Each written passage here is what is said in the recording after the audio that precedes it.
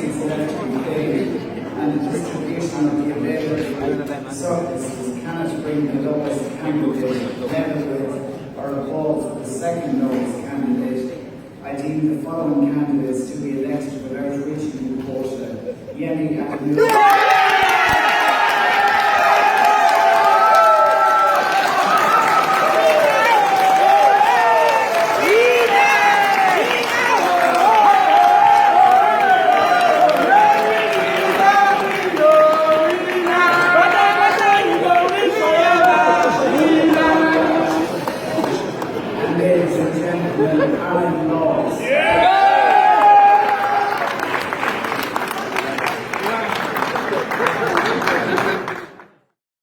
Today we are in Navan, County Meath, where just over a week ago, the first black woman was elected as a councillor onto Meath County Council here in the Republic of Ireland.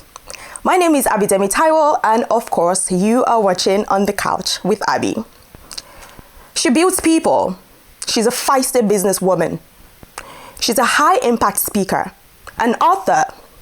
She is the founder and president of Sheroes Global, a women development organization. She was listed as Irish Woman of Influence. She's a wife, a mother, a grandmother, and just recently, she acquired a new title, a councillor. My guest today is the indomitable Yemi Adenuga. How are you? Hi, Abby. A big congratulations to you on such a remarkable feat. Thank you. Of course, as winning, being elected as the councillor of County Meath. Thank you. Thank you very much. So, on Monday, the 27th of May, when the results came out, after months and months of canvassing, months of campaigning, how did you feel when you heard your name? Honestly, I was over the moon. I was overjoyed. I couldn't even find an expression for how I truly felt inside. Mm-hmm. It's something that you can't explain. Like I said to somebody, it's like childbirth. Right. You can't explain childbirth to a person. You just have to experience it. And that's why I always pray for women who want children. I can help them have that experience. Mm-hmm. So it's the same thing. It's a different kind of joy, So if I say I was elated, I was over the moon, it's really, it really doesn't explain how I felt. It was loads of work put in to get where we got to, and God just crowned that effort with success. Good. Win. So great. I felt good. We're happy as Larry. Right. So your video. You shared a video when you won. Ah, yes. And the video actually went, I would say, viral, because right now on Facebook it has almost 800 shares, just on Facebook. Yeah.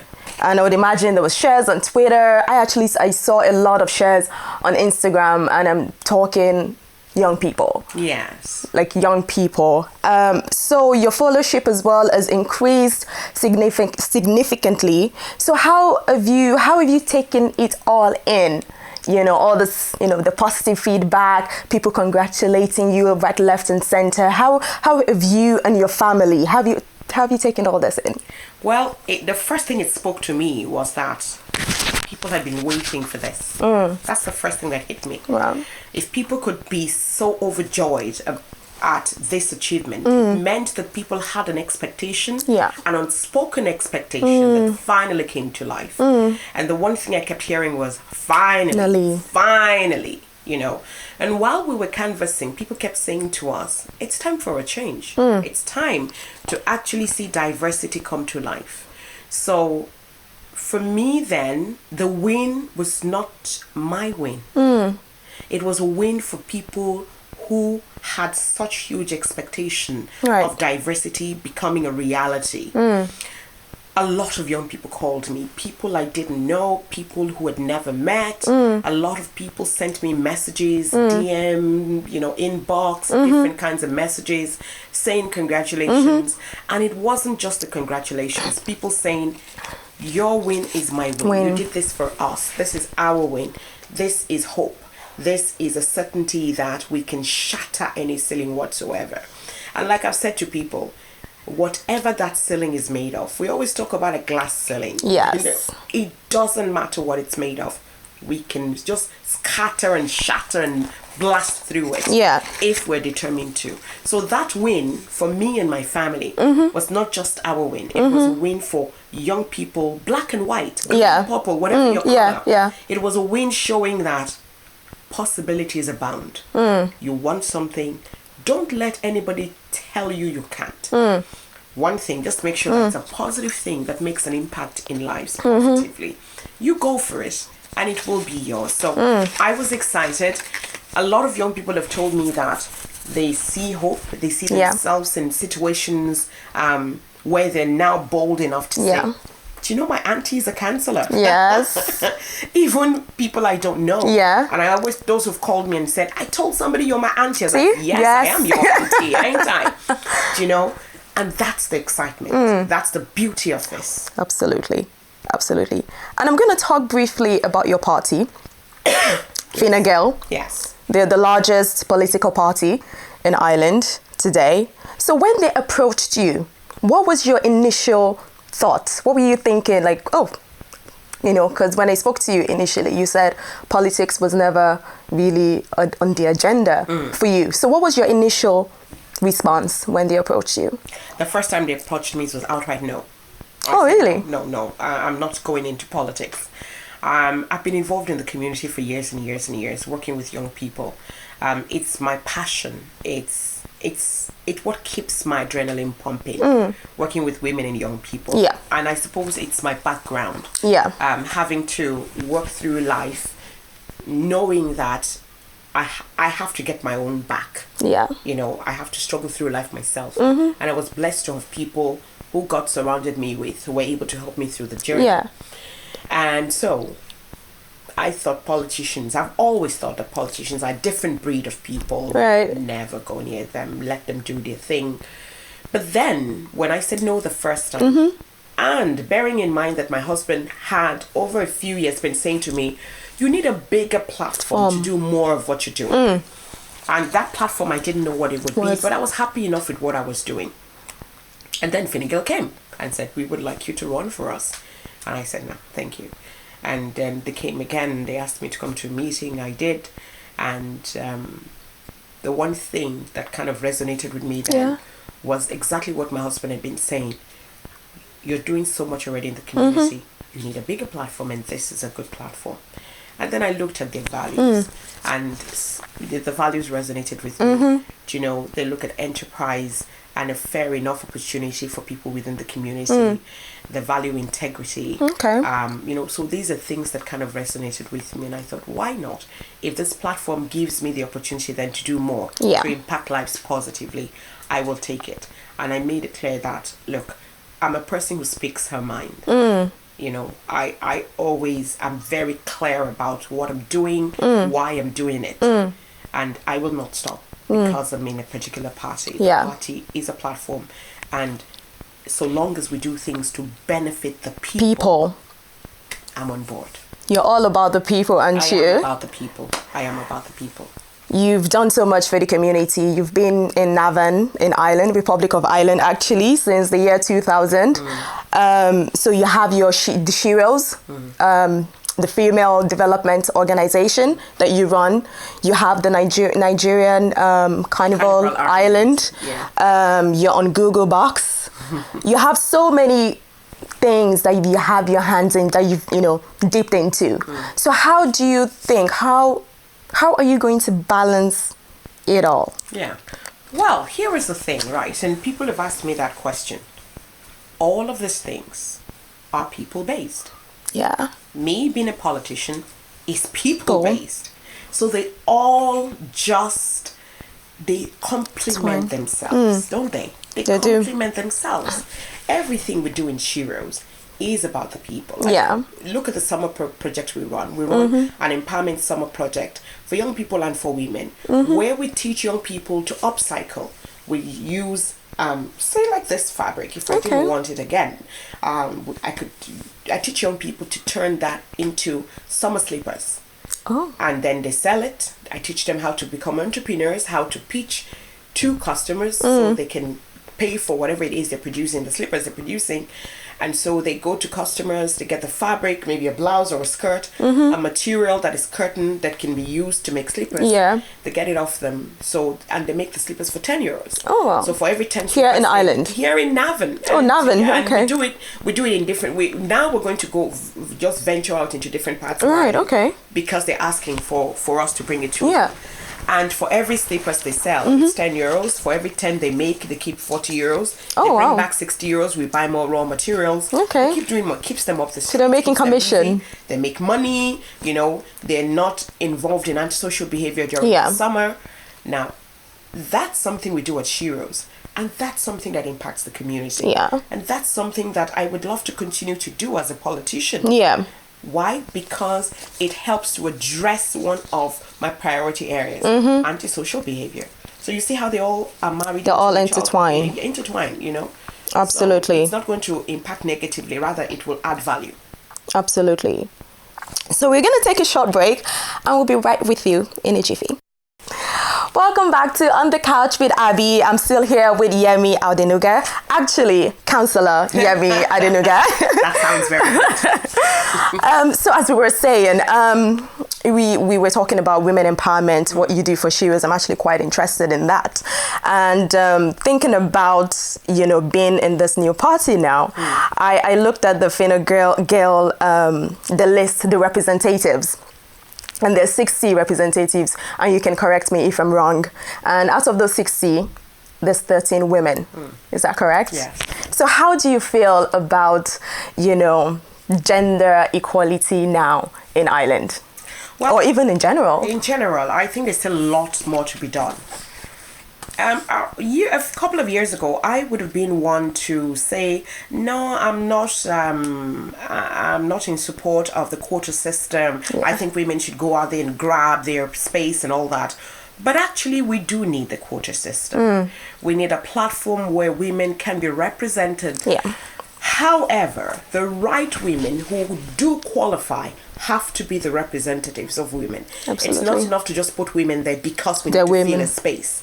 If the wrong, no, I don't want to say the wrong women, but if women who actually can't deliver take up those spaces, then it will be said, oh, you see, they wanted a space and now they're not using it appropriately. So the women who take up those spaces have to be women who are able to deliver the mandate that is handed to them. So I believe that there's a lot more to be done. The women need to take up their spaces in politics, in business, in the corporate world, different spheres of life. More, because women do things differently.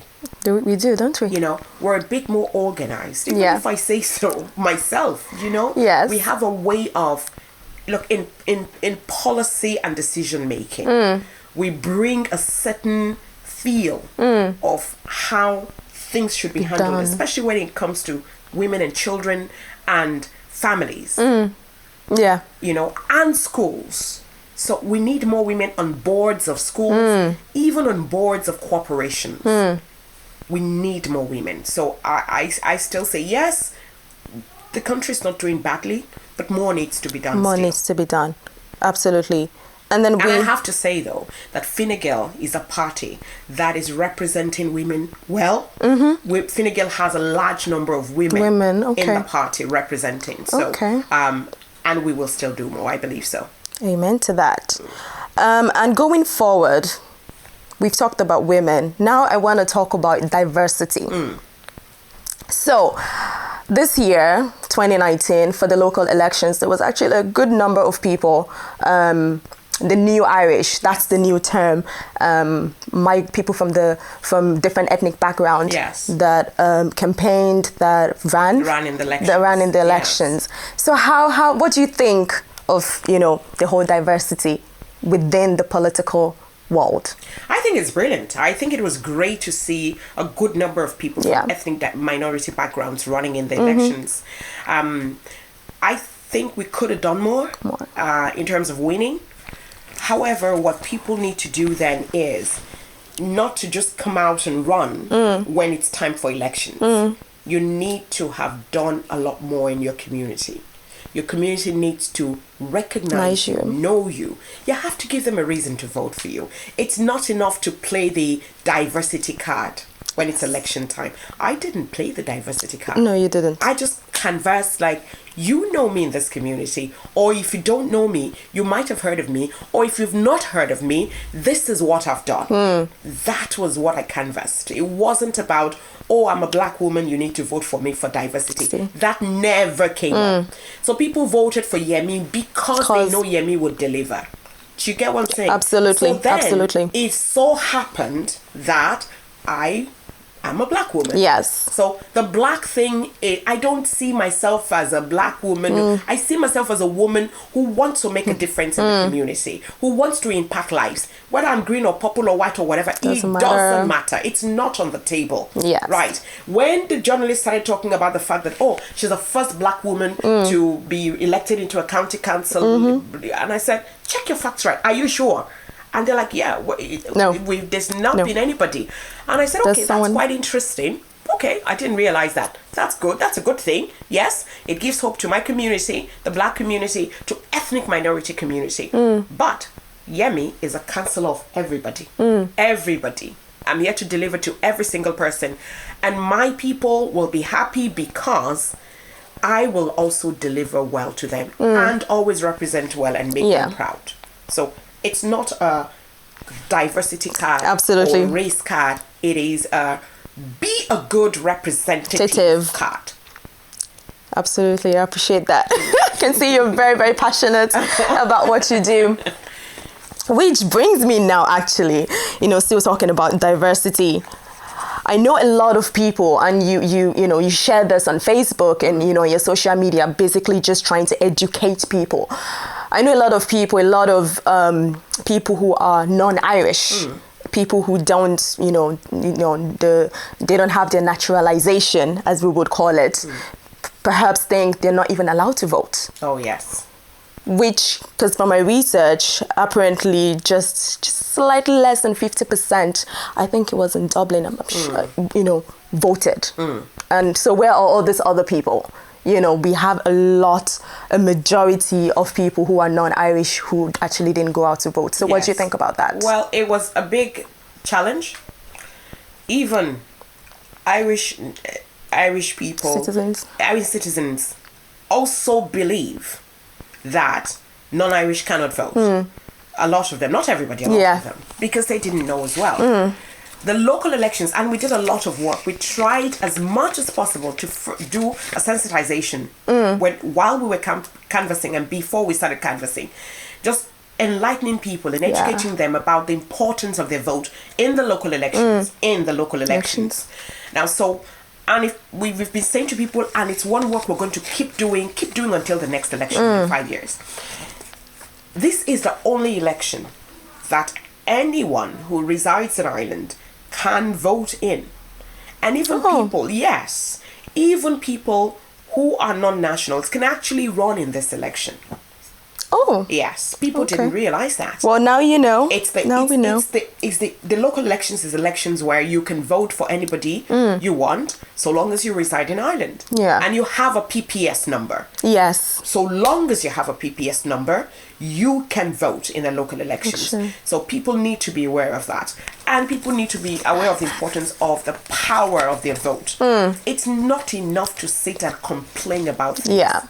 You hold a power, and that's your vote. Absolutely. One vote makes the difference. I mean, there was somebody here in Ireland who won by one vote in this election. One vote.